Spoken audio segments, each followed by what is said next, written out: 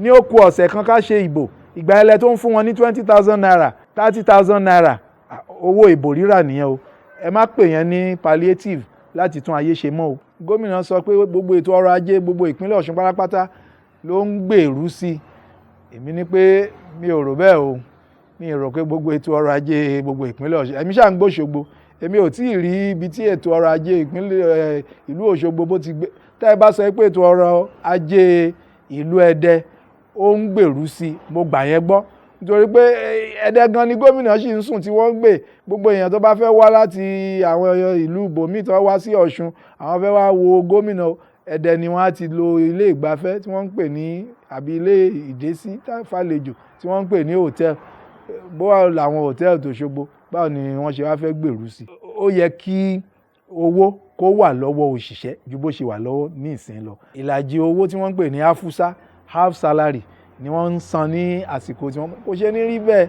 Nígbà tó yẹ pé Arẹ́gbẹ́ṣọlá ń gba 1.6 billion ní oṣù April oṣù kẹrin ọdún 2018, Oyètọ́lá ó gba 3.4 billion ní oṣù kẹrin ọdún 2022, ìwọ Adémọ́lá Adélékè ó gba 13.7 billion ní oṣù kẹrin.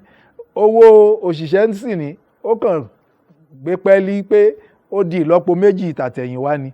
Èmi wá ń sọ pé gómìnà tó bá mọ iṣẹ́ rẹ̀ dáadáa, ó ti yẹ kó jẹ́ pé gbogbo áfúsá yẹn ló yẹ kán ti san tán. Ṣùgbọ́n nǹkan tá à ń gbọ́ tí gómìnà wa ń sọ ni pé àwọn ti san bíi ìpín méjì nínú mẹ́ta, 2/3, torí òyìnbó ni wọ́n sọ.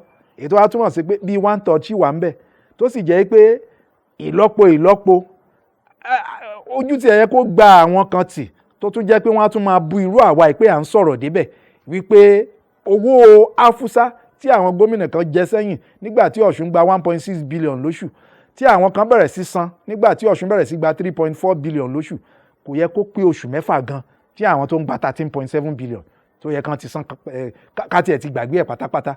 Ẹ tún bọ́ síta kẹ́ tún bú wa lórí eléyìí, torí ìbéèrè tẹ máa ń béèrè wípé ṣé Goke Omigbodun ìwọ náà àwọn òṣìṣẹ́ ṣé o ti ń san ìlọ́po 5 ìlọ́po 6 owó tí wọ́n ń gbà tẹ́lẹ̀?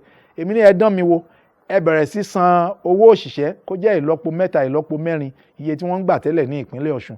Kẹ́ wá wò bóyá gbogbo àwọn okòwò tèmi náà ń ṣe, mi ì ní fi owó lé débi pé kémi gan lè san ìlọ́po 3, 4, 5 fáwọn òṣìṣẹ́ ti tèmi náà.